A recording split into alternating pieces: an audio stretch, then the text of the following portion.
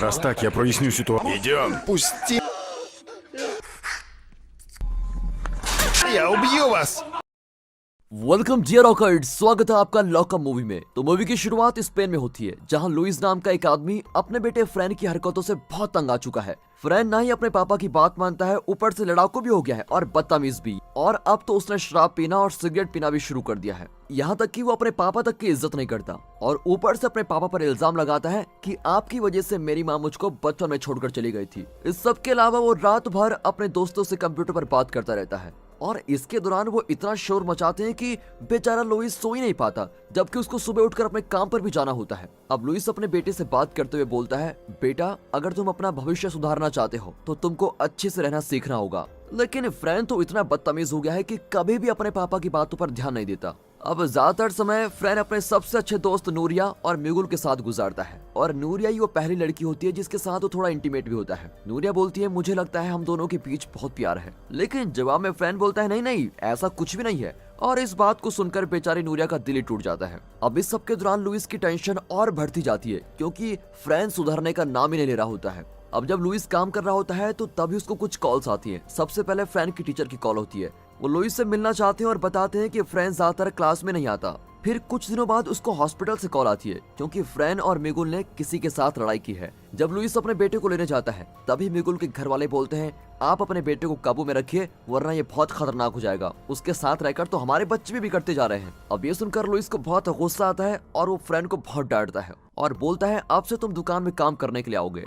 लेकिन फ्रैन तो जिद्दी और बदतमीज है। वो इसके जवाब में गाड़ी पर लात मारता है और फिर अपने पापा पर हाथ भी उठाता है और उसके बाद वहां से भाग जाता है। अब दिखाते हैं तो आज फ्रैन का 17वां जन्मदिन है और इस मौके पर वो अपने पापा के पैसे चुराता है और शराब लेकर अपने दोस्तों के साथ पार्टी करने के लिए चला जाता है। वैसे तो उसका दिन बहुत बढ़िया जा रहा होता है, लेकिन जब वो शाम को नूरिया को किसी और लड़के के साथ देखता है तब उसका मूड खराब होता है। अब इस सब के दौरान दिखाते हैं तो लुइस अपने घर पर अकेला होता है और वो अपने बेटे के लिए केक लेकर भी आया हुआ है। अब बेटा चाहे जैसा भी हो, पापा का प्यार तो बना हुआ ही रहेगा। फिर फ्रैन का काफी देर तक इंतजार करने के बाद वो खुद ही केक काट लेता है और उसके बाद वो तय करता है कि अब बहुत हो गया है, मैंने अपने बेटे की उल्टी हरकतें बहुत सहन कर ली हैं। फिर वो अपने बेटे को ठीक करने के लिए इंटरनेट पर कोई तरीका ढूंढता है और तभी उसको CIMCA के बारे में पता चलता है। ये एक ऐसी जगह है जहाँ बिगड़े हुए बच्चों को सुधारा जाता है। अब लुइस कुछ वीडियोस देखता है जिसमें वहाँ के ठीक हुए बच्चों के माँ बाप अपने अनुभव बता रहे होते हैं। उन लोगों के बच्चे भी पहले बिगड़े हुए थे, बदतमीज थे और गंदी गंदी हरकतें करते थे, यहाँ तक कि वो अपने माँ बाप पर हाथ भी चला देते थे। लेकिन CIMCA में आने के बाद उनके बच्चे बिल्कुल बदल गए हैं और वो अच्छे से व्यवहार करने लगे हैं। अब जैसे ही लुइस को पता चलता है कि फ्रैन आ चुका है, वो तुरंत वीडियोस बंद कर देता है। फ्रैन काफी उदास है और वो इस बारे में लगभग अपने पापा से बात करने वाला होता है, लेकिन आखिर में वो कुछ बताए बिना ही सोने चला जाता है। अब अगले दिन लुइस CIMCA में जाता है ताकि वो पता कर सके कि वहाँ बच्चों में बदलाव कैसे किया जाता है। एक आदमी वहाँ पर आए लोगों से बोलता है कि कैसे घर की गलतियों और बच्चों का गलत पालन पोषण की वजह से बच्चे बिगड़ जाते हैं। वो आदमी ये सब चिल्ला चिल्ला के बोल रहा होता है और इस तरीके से बोलता है कि लोग उससे कन्विंस हो जाएं और अपने बच्चों को यहाँ पर भेज दें। और देखते देखते लोगों पर उसकी बातों का काफी प्रभाव पड़ जाता है क्योंकि जब भी वो कोई सवाल पूछता है वहाँ बैठे लोग जोश के साथ उठते हैं और उसका जवाब दे देते हैं। अब इस सब के दौरान फ्रैन अपने घर में है और उसको मिगुल का फोन आता है। वो बोलता है, मैं अब तुम्हारे साथ और नहीं रह सकता क्योंकि मेरे घर वाले मना कर रहे हैं और वो इन सब चीजों से परेशान हो गए हैं। अब फ्रैन उससे भी गुस्सा हो जाता है और उसकी भी बेइज्जती करता है और फोन काटने से पहले बोलता है, तुम धोखेबाज हो। उसके बाद वो नूरिया को फोन करता है और उसको भी बुरा भला कह देता है क्योंकि उस समय पार्टी में नूरिया ने किसी और को किस की थी। नूरिया तो फ्रैन को कह देती है कि मैंने तो तुमसे कहा था कि मैं तुम्हें प्यार करती हूँ, लेकिन तुमने मुझको मना कर दिया था, और ये कहकर वो फोन काट देती है। अब दिखाते हैं तो आखिरकार लुइस अपना फैसला ले चुका है और जब रात होती है तो दो अजनबी आकर फ्रैन को अगवा कर लेते हैं। फ्रैन मदद के लिए चिल्लाता है लेकिन लुइस बोलता है, बेटा ये तुम्हारे अच्छे के लिए कर रहा हूँ मैं। अगली सुबह दिखाते हैं तो फ्रैन CIMCA में पहुंच चुका है और उसका स्वागत करने आए प्रिंसिपल ऑस्कर की फ्रैन बेइज्जती कर देता है। लेकिन ऑस्कर बहुत ही स्ट्रिक्ट है और इस तरह की हरकतें वो बिल्कुल भी एक्सेप्ट नहीं करता। वो तभी फ्रैन को पकड़कर दीवार के साथ लगा देता है। ऑस्कर बोलता है, अगर तुम यहाँ की मुश्किल सजाओं से बचकर जिंदा रहना चाहते हो तो तुम्हें सभी के साथ इज्जत से पेश आना होगा। और अब फ्रैन को नए कपड़े दिए जाते हैं और उसके सर को गंजा भी कर दिया जाता है। फिर उसको उसकी उम्र के बच्चों के पास भेज दिया जाता है। सभी उसका स्वागत करने के लिए फौजियों की तरह खड़े हो जाते हैं और एक साथ मिलकर बोलते हैं, आपका यहाँ स्वागत है। फिर उनको नियम सिखाने के लिए एक वीडियो दिखाई जाती है। अब जैसे ही फ्रैन एक लड़के से बात करने की कोशिश करता है तभी वहाँ पर सभी को खड़ा करके चुपचाप नियमों को सुनने के लिए बोला जाता है। उन सभी लड़कों में एक चीज कॉमन होती है, उन सभी के चिन के नीचे एक भूरे रंग का निशान होता है। अब इसके बाद फ्रैन अपने अगले दिन के सभी काम करता है और अब से उसको रोज यही सब काम करने होंगे। अब सभी को मेहनत करना सिखाने के लिए सुबह के समय कपड़ों में लगाई जाने वाली पिन्स बनवाई जाती है। इसके बाद सभी दोपहर का खाना खाते हैं, फिर या तो उनको दोबारा पिन बनाने के लिए भेज दिया जाता है या फिर एक्सरसाइज करने के लिए भेज दिया जाता है और उनके शरीर की भी रेगुलर समय में जांच की जाती है। फिर उनको अच्छे से व्यवहार करने के लिए कुछ वीडियोस भी दिखाई जाती हैं। इस सब के दौरान दिखाते हैं तो आखिरकार लुइस को आराम करने के लिए थोड़ा मौका मिल जाता है, लेकिन उसको अपने बेटे की याद भी आती है और वो गिफ्ट से भरा हुआ एक डब्बा अपने बेटे फ्रैन के लिए भेजता है, जिसमें पानी की एक बोतल भी है। जब गिफ्ट्स वाला डब्बा CIMCA में पहुंचता है तो फ्रैन को गिफ्ट्स देखने के लिए दिए जाते हैं, क्योंकि वो उनको अपने पास नहीं रख सकता। CIMCA में होने वाली चीजों में एक थेरेपी सेशन भी है, जिसके लिए सभी को जाना होगा। अब सभी लड़के बताते हैं उनकी जिंदगी कितनी मुश्किल है, इसलिए फ्रैन भी मौके को समझते हुए बोलता है, मेरे पापा एक ऐसे इंसान हैं जो लोगों से बोर हो जाने के बाद उनको खुद से दूर कर देते हैं, इसलिए उन्होंने मुझको यहाँ पर भेज दिया है। ऐसे ही उन्होंने मेरी माँ को भी मुझसे दूर कर दिया था। हालांकि जब डॉक्टर उसको समझाते हैं कि बेटा ऐसा नहीं है और तुम्हें इस तरह से पेश आना चाहिए, तब वो थोड़ा रियलाइज करता है और अपने पापा को मिस करता है। अब बाद में दिखाते हैं तो टीचर्स के कमरे में ऑस्कर सभी को याद दिलाता है कि न्यू डे जल्द ही आने वाला है और एक नए टीचर नंदो को इस न्यू डे के बारे में समझाता है। वो बोलता है कि इस एक दिन के लिए सभी नियमों को हटा दिया जाता है और बच्चों को एक छोटी सी पार्टी करने का मौका दिया जाता है। इसकी मदद से हमारे और बच्चों के बीच विश्वास बनेगा। अब नंदो थोड़ी उलझन में है, लेकिन इस मौके का फायदा उठाते हुए वे कुछ शिकायतें करता है। वो बोलता है कि ये गलत चीज है, हमें भी बच्चों के साथ खाना खाना पड़ता है और यहाँ तक कि यहाँ पर तो गर्म पानी भी नहीं है। हालांकि ऑस्कर इन सब शिकायतों को नजरअंदाज कर देता है और ये सुनकर नंदो का थोड़ा मूड खराब हो जाता है। अब रात की खाना खाने के समय दिखाते हैं, वहाँ पर एक बच्चा बड़ी आराम से खा रहा होता है और इसको देखकर नंदो बड़ा पागल हो जाता है, क्योंकि उसको तब तक वहाँ पर बैठना पड़ेगा जब तक उस बच्चे ने पूरा खाना नहीं खाया। फिर नंदो गुस्से में उस लड़के के सर को 2 बार टेबल पर मारता है। इसके बाद वो बच्चे को जमीन पर गिरा देता है और जबरदस्ती उसके मुंह में खाना डालने लगता है और ये सब देखकर बाकी के बच्चे जल्दी जल्दी अपना खाना खाने लगते हैं। लेकिन वो जमीन पर गिरा लड़का नंदो की बेइज्जती करने लगता है, जिसके जवाब में नंदो उसको और जोर का मुक्का मारता है और फिर पेपर स्प्रे से उसके ऊपर मिर्ची भी डाल देता है। बेचारा लड़का CIMCA के क्लिनिक में पहुंच जाता है। वो जिंदा तो है लेकिन बहुत ही बुरी हालत में है। अब इस बात के बारे में CIMCA के मालिक को पता चलता है और वो अब बड़ी टेंशन में है, क्योंकि अगर बच्चों के माँ बाप को इस बारे में पता चल जाएगा तो उनके लिए यहाँ बहुत बड़ी मुसीबत खड़ी हो जाएगी। अब बाद में ऑस्कर नंदो को डांटता है, लेकिन नंदो तो अभी भी ये बोलता है कि हमें बच्चों के साथ और सख्ती के साथ पेश आना चाहिए। अब ये सुनकर ऑस्कर नंदो को टेबल पर पकड़कर लगा देता है और धमकी देता है कि अगर तुम CIMCA के नियमों के पालन नहीं करोगे तो मैं तुम्हारा बुरा हाल कर दूंगा। अब रात होने पर दिखाते हैं तो कोई लड़कों के सोने वाले कमरे में आता है और उनकी वीडियो बनाने लग जाता है। तभी फ्रैन को कुछ आवाजें सुनाई देती है, इसलिए वो जाग जाता है। फिर वो ये देखने बाहर जाता है कि वहाँ हो क्या रहा है और धीरे धीरे पहरेदार से बचते हुए फ्रैन एक कमरे में पहुंचता है, जहाँ पर एक लड़की को बेड से बांध कर रखा गया है। उस लड़के की आंखों पर पट्टी बंधी हुई है और उसके मुंह से आवाज न निकल पाए, इसलिए उसके मुंह में कुछ डाला भी होता है। कानों पर हेडफोन्स भी लगाए होते हैं, जिनमें बहुत तेज आवाज में गाने चल रहे होते हैं। जब फ्रैन उस लड़के के गले में डली चीज को निकालता है, वो लड़का जोरों से चिल्लाने लगता है। अब फ्रैन सोचता है कि इसकी आवाज को सुनकर और भी यहाँ पर आ जाएंगे, इसलिए वो जल्दी से वहां से निकल जाता है। फिर जैसे तैसे पहरेदारों से छुपते हुए वो एक स्टोर रूम में पहुंच जाता है, लेकिन पहरेदार भी उसको पकड़ लेते हैं। अब बचने के लिए फ्रैन उस आदमी पर छलांग मारता है और उसके खूब पिटाई करना शुरू कर देता है। आखिर में 2 और पहरेदार आते हैं और फ्रैन को सजा देने वाले कमरे में लेके जाते हैं। और आज यहाँ पर आकर फ्रैन को पता चली जाता है कि क्यों सभी बच्चों की ठोड़ी के नीचे भूरे रंग का निशान है। सभी बच्चों को जबरदस्ती हाथों को खोलकर घंटों तक उल्टा रखा जाता है। उनको बाथरूम जाने का भी मौका नहीं दिया जाता, इसलिए बच्चे वहीं पेशाब कर देते हैं। वहाँ पर हमेशा एक पहरेदार उन पर निगरानी रख रहा होता है। लेकिन अब रात को दोबारा दिखाते हैं तो फिर से कोई आदमी आता है और उन मुसीबत से गुजर रहे बच्चों की वीडियो रिकॉर्ड करता है। अब उन बच्चों की सजा को और तेज करने के लिए वे बहुत ही तेज आवाज में गाने चलाने लग जाते हैं, जो कि कानों में दर्द कर देते हैं। अब जैसे ही उनकी सजा खत्म होती है तो फ्रैन की ठोड़ी पर भी भूरे रंग का निशान बन चुका होता है। अब इस सब के दौरान दिखाते हैं तो लुइस एक ग्रुप का हिस्सा बन गया है और इस ग्रुप को उन माँ बाप ने बनाया है जिन्होंने अपने बच्चों को CIMCA में भेजा है। उस ग्रुप की होस्ट वही डॉक्टर है जो कि CIMCA में बच्चों की बातें सुनती है। लुइस बताता है कि फ्रैन उसके लिए कितनी मुसीबतें खड़ी कर देता था। उसके बाद डॉक्टर अर्नेस्टो से उसके अनुभव को बताने के लिए बोलती है। अर्नेस्टो अपनी पत्नी लज और बेटी सैंड्रा के साथ आया हुआ है। सैंड्रा 20 महीने तक CIMCA में रही है और अब उस राफत के साथ रहने लगी है।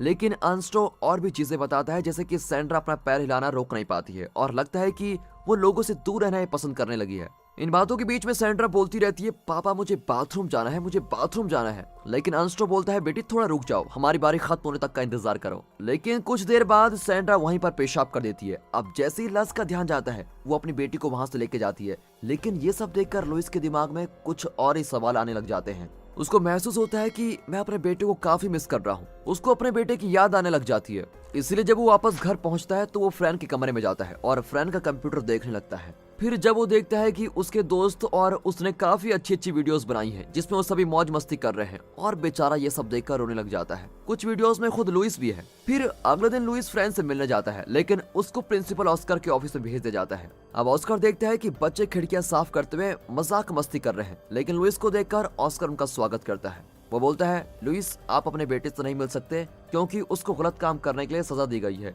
अब लुइस को उस रात की कैमरा रिकॉर्डिंग दिखाई जाती है जब फ्रैन ने पहरेदार की पिटाई की थी।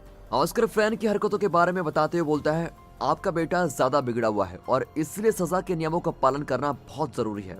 इस सजा के चलते हुए वो आपसे भी नहीं मिल सकता। अब ये सुनकर लुइस चला जाता है। अब लुइस के जाने के बाद ऑस्कर उन लड़कों से मिलने जाता है जिनको पढ़ाई वाली वीडियो देखने को कहा गया था। ऑस्कर देखता है कि सभी लड़के मौज मस्ती कर रहे हैं। उसको देखते ही सभी चुप तो जाते हैं, लेकिन ऑस्कर अब उनको दोबारा सजा देना चाहता है और अब की बार इतनी सी सजा ऑस्कर को काफी नहीं लगती, इसलिए वो एक नई सजा देना चाहता है। सभी लड़कों को फिर बाहर ले जाकर एक पिंजरे में बंद कर दिया जाता है। उन्होंने बस एक कच्छा और बनियान पहना होता है और उनकी आंखों पर पट्टियां बांधी गई होती है। उनके हाथों को भी बांध दिया गया है और अगले कुछ दिनों तक उनको सोने भी नहीं दिया जाता। उनको तब तक अपने पैरों पर खड़ा रहना होगा जब तक वो खड़े रह सकते हैं। जो भी नीचे गिरता है उसको वापस सजा वाले कमरे में लेके जाया जाता है। अब जैसा कि होना ही था, धीरे धीरे सभी जमीन पर गिर रहे होते हैं और फिर उनको दोबारा सजा वाले कमरे में ले जाया जाता है। अब वहाँ पर इतनी ज्यादा ठंड होती है कि उनको ऐसे रहना बहुत मुश्किल हो जाता है। जल्द ही पिंजरे के अंदर बहुत गंदी स्मेल आने लग जाती है, क्योंकि सभी लोग बाथरूम तो जा नहीं सकते, इसलिए वो पिंजरे में ही हल्के हो जाते हैं। और जब खाना खाने की बारी आती है तो भी मुसीबत खड़ी हो जाती है। एक आदमी खाना लेकर आता है और खाने का डब्बा पिंजरे के बीच में छोड़ देता है। फिर सभी लड़कों को जल्दी से खाना लेना पड़ता है, क्योंकि हर बार एक लड़के का खाना कम आया होता है और जो लड़का खाना लेने में सबसे ज्यादा देरी करता है उसको भी सजा वाले कमरे में दोबारा ले जाया जाता है। अब टीचर्स के कमरे में दिखाते हैं तो नंदो को किसी बात को लेकर डॉक्टर पर शक हो रहा होता है। बाद में वो डॉक्टर को कैमरे के साथ पकड़ लेता है और डॉक्टर ही वो इंसान है जो कैमरे से वीडियो रिकॉर्ड कर रही थी। वो बोलती है, मैं इंटरनेट पर डाल के पूरी दुनिया को दिखाना चाहती हूँ कि CIMCA में क्या क्या चल रहा है। लेकिन ऑस्कर बोलता है, तुम पागल हो, बच्चों के माँ बाप इस तरह से अपने बच्चों को ठीक करवाना चाहते हैं। आखिर में सभी बच्चे नीचे गिर जाते हैं, लेकिन फ्रैन अभी भी अपने पैरों पर खड़ा है, जिसका मतलब यह है कि फ्रैन इस पागलपन से भरे मुकाबले को जीत चुका है और फिर उसको उसके रोजमर्रा के काम को करने के लिए भेज दिया जाता है। लेकिन वहाँ पर फ्रैन सभी बच्चों की तरह खोया खोया महसूस करने लगा है। बेचारे लुइस को तो पता नहीं है कि उसके बेटे के साथ क्या क्या हो रहा है। वो अभी भी दूसरे बच्चों के माँ बाप से मिलने जाता है और इस सब के दौरान वो लल्स के काफी करीब आ जाता है। साथ ही साथ दिखाते हैं कि लुइस कुछ कानूनी कार्रवाई में भी फंसा हुआ है, क्योंकि उसने फ्रैन की माँ से पूछे बिना फ्रैन को CIMCA में भेज दिया है। ये बहुत ही अजीब बात है, क्योंकि फ्रैन की माँ तो तभी फ्रैन को छोड़कर भाग गई थी जब फ्रैन एक छोटा बच्चा था और उसके बाद से कभी उसने फ्रैन को मुड़कर नहीं देखा। हालांकि लुइस को बोला जाता है कि चाहे तुम्हें ये बात पसंद हो या ना हो, लेकिन फिर भी फ्रैन की माँ का नाम पेपर्स पर है और अगर फ्रैन से जुड़े सभी फैसले तुम अकेले लेना चाहते हो तो उसकी माँ के साइन करवा के लेके आ जाओ। अब लस भी आसपास ही रहती है और लुइस का ध्यान फिलहाल फ्रैन और उसकी माँ से हट जाता है। अब ये दोनों साथ में घूमते हैं, खाते पीते हैं और यहाँ तक कि आखिर में दोनों किस भी करने लग जाते हैं। इस सब के दौरान सैंड्रा अपने पापा से कंप्यूटर चलाने के लिए मांगती है और उसको इंटरनेट पर डॉक्टर की डाली CIMCA की वीडियो मिल जाती है। इसकी वजह से सैंड्रा को बहुत घबराहट होने लगती है और वो बालकनी में जाकर अपनी जान दे देती है। अब इंटरनेट पर इस वीडियो की वजह से CIMCA का मालिक ऑस्कर से मिलने आता है और नियमों का सख्ती से पालन करने को बोलता है और फिर तभी से ऑस्कर बच्चों के साथ और भी ज्यादा सख्ती से पेश आने लग जाता है। वो बच्चों की छोटी छोटी गलतियों पर उनको सजा देता है और उनकी छोटी छोटी बातों पर भी सजा वाले कमरे में उनको भेज देता है। वो बच्चों से तब तक एक्सरसाइज कराता है जब तक कि बच्चे थक नहीं जाते और उनका बुरा हाल नहीं हो जाता। यहाँ तक कि वो बच्चों से उनकी उल्टियां हाथों से उठवाता है। अब एक दिन फ्रैन को होश आता है और वो लंच के बाद कहीं और जाने से मना कर देता है, क्योंकि अब वो वहाँ पर चल रही चीजों के खिलाफ खड़ा होना चाहता है। लेकिन ऐसा करने के लिए फ्रैन को सबसे खतरनाक सजा मिलती है। उसको उसी कमरे में सजा देने के लिए भेज दिया जाता है जहाँ उसको कुछ हफ्ते पहले वो लड़का मिला था और अब फ्रैन को भी वैसे ही बांध दिया जाता है जैसे कि उस रात उस लड़के को बांधा गया था। फ्रैन के कान पर भी हेडफोन्स लगाए जाते हैं और उस पर तेज आवाज में गाना चला जाता है। उसकी आंखों पर पट्टी होती है और अब फ्रैन को काफी अजीब अजीब चीजें दिखाई देने लग जाती है और जब बेचारे की सजा खत्म होती है तब तक फ्रैन एक लाश की तरह हो जाता है। अब इसके बाद उसको जिम ले जाया जाता है, जहाँ फ्री डे वाले दिन लड़कों और लड़कियों के साथ में डांस करवाया जा रहा है। बच्चों को वार्ड्स डांस करने दिया जा रहा है, क्योंकि इस तरह के डांस में लड़के लड़की के शरीर एक दूसरे को टच नहीं करते। लेकिन जब लड़के फ्रेंड की हालत को देखते हैं तो एक और लड़का उनको विरोध करने के लिए अपना डांस करना बंद कर देता है। अब ये देखकर ऑस्कर और पागल हो जाता है और वो उस लड़के को मुक्का मारता है। इसके बाद वो काफी बच्चों पर चिल्लाते हुए उनको धक्का मारता है, ताकि कोई विरोध करने के बारे में सोचे भी ना। अब इसी दौरान दिखाते हैं तो CIMCA में भेजे गए बच्चों के माँ बाप मिलकर पार्टी कर रहे होते हैं। लुइस भी पार्टी में जाता है, लेकिन सैंड्रा की मौत के बारे में उसके दिमाग में बहुत सारी बातें चल रही होती है और इस वजह से वो चुपचाप किसी से कुछ बोले बिना ही पार्टी छोड़कर घर चलाता है। कुछ समय बाद लुइस लज से मिलने जाता है, जो कि अपनी बेटे की मौत के लिए अभी भी रोती रहती है और खुद को इस सब का जिम्मेदार मानती है। लुइस उसको थोड़ी तसल्ली देता है और उसको थोड़ा अच्छा महसूस करवाता है और बोलता है, मैं अपने बेटे फ्रेंड को वहाँ से वापस लेकर आऊंगा। अब CIMCA में पहुंचकर लुइस फ्रेंड की हालत देखकर बड़ा हैरान हो जाता है और नैंडो से पूछता है, तूने मेरे बेटे के साथ क्या कर दिया? जवाब में उसको बोला जाता है, जैसा आपने हमको करने को बोला था हमने बिल्कुल वैसा ही किया है। घर जाते हुए फ्रेंड अपने पापा को हेलो भी नहीं बोल पाता और पूरे रास्ते बिल्कुल शांति रहता है। लेकिन घर पहुंचकर वो नूरिया को फोन करता है ताकि वो दोनों मिल सके। नूरिया बड़े प्यार के साथ फ्रेंड से बात करती है, जिसकी वजह से फ्रेंड को थोड़ा अच्छा महसूस होता है। अब वापस पहले जैसी जिंदगी शुरू करना फ्रेंड के लिए आसान नहीं है। फ्रेंड अब अच्छी तरह से रहता है और ना ही शराब पीता है, लेकिन उसके पापा के कमरे में आते ही वो अपने कमरे में चला जाता है और अब तो बिल्कुल ऐसा हो गया है कि अपने कमरे की सारी डेकोरेशन निकाल देता है, क्योंकि अब उसे वो सारी चीजें बिल्कुल भी पसंद नहीं है। अब लुइस फ्रेंड का अच्छा व्यवहार देखकर उसके लिए एक नया मोबाइल फोन लेकर आता है, लेकिन फ्रेंड मोबाइल लेने से मना कर देता है और साथ ही उसके पापा की गिफ्ट दी गई पानी की बोतल भी वापस कर देता है। वो ऐसा करके दिखाना चाहता है कि मेरा प्यार आप गिफ्ट देकर नहीं खरीद सकते। अब एक दिन जब वो दोनों मिलकर खाना बना रहे होते हैं तो फ्रेंड आखिरकार अपनी चुप्पी तोड़ देता है और चिल्लाते हुए बोलता है, आपने मुझे CIMCA में क्यों भेजा? हालांकि लुइस तभी बीच में कहता है कि बेटा, जो मैंने किया उसके लिए मैं माफी चाहता हूँ। वो बोलता है, हाँ मैं मानता हूँ कि CIMCA में तुमको भेजना मेरी गलती थी, लेकिन मैंने आज तक जो किया वो सिर्फ तुम्हारे अच्छे के लिए किया है। तुम्हारी माँ हमें इसलिए छोड़कर चली गई थी क्योंकि वो एक छोटे बच्चे को पालने के लिए तैयार नहीं थी। वो तुम्हें पालने की जगह अपनी जिंदगी मस्ती से गुजारना चाहती थी और मुझे अकेले तुमको पालना पड़ा, और अकेले रहकर एक बच्चे की देखभाल करना बहुत मुश्किल हो जाता है। ऊपर से तुम्हारी हरकतें इतनी बुरी थी कि तुमको कंट्रोल करना भी मेरे लिए बहुत मुश्किल था। फिर लुइस अपनी बातों को जारी रखते हुए बोलता है, बेटा मैं हमेशा से मेहनत करके तुम्हारे लिए अच्छा करना चाहता हूँ, तुम्हारे भविष्य के लिए अपॉर्चुनिटीज बना रहा हूँ, पर तुम हमेशा से ये सब वेस्ट करते आए हो और इसलिए मुझे तुम्हारी फिक्र हो गई थी। मुझे लगा था कि CIMCA में जाकर तुम ठीक हो सकते हो, लेकिन वहाँ चलने वाली चीजों का मुझे बिल्कुल भी पता नहीं था कि तुम्हारे साथ वहाँ पर ये होगा। अगर मुझे पता होता तो मैं तुम्हें कभी नहीं भेजता। अब लुइस अपने दर्द को छुपा छुपा के बहुत तंग आ चुका है और वो बताता है कि वो अपने बेटे फ्रेंड को कितना प्यार करता है और इसके दौरान वो खुद रोने लग जाता है। अब ऐसा होता देखकर फ्रेंड भी रोने लग जाता है। कुछ समय बाद दिखाते हैं तो लुइस फ्रेंड की माँ के पास जाता है ताकि वो फ्रेंड की पूरी जिम्मेदारी अपने हवाले कर सके। फ्रेंड भी उसके साथ आया है, लेकिन वो अपनी माँ से मिलना नहीं चाहता और इसलिए गाड़ी में ही लुइस का इंतजार करता है। अब लुइस के हाथों में फ्रेंड की पूरी जिम्मेदारी के पेपर्स है। वो काफी भावुक हो गया है, इसलिए वो गाड़ी चला नहीं पाता। वो गाड़ी रोक के खुद को थोड़ा शांत करने के लिए बारिश के नीचे खड़ा हो जाता है। अब अपने पापा के लिए फ्रेंड बहुत ही बुरा महसूस करता है। वो गाड़ी से निकलकर लुइस को गले लगाता है और कुछ दिनों बाद दिखाते हैं तो दोनों बाप बेटे मिलकर छुट्टी मनाने के लिए समुद्र किनारे जाते हैं ताकि वो अपने रिश्ते को और अच्छा कर सके। और दोस्तों इसी के साथ ये मूवी यहाँ पर खत्म होती है। बाकी दोस्तों आपके विचार क्या है इस मूवी पर कमेंट करके जरूर बताइएगा, और अगर हमारी वीडियो अच्छी लगी हो, एक्सप्लेनेशन अच्छा लगा हो तो मूवी को लाइक कर दें, चैनल को सब्सक्राइब कर दें। मिलते हैं अगली वीडियो में, तब तक के लिए गुड बाय, अपना ख्याल रखें and finally thanks for watching.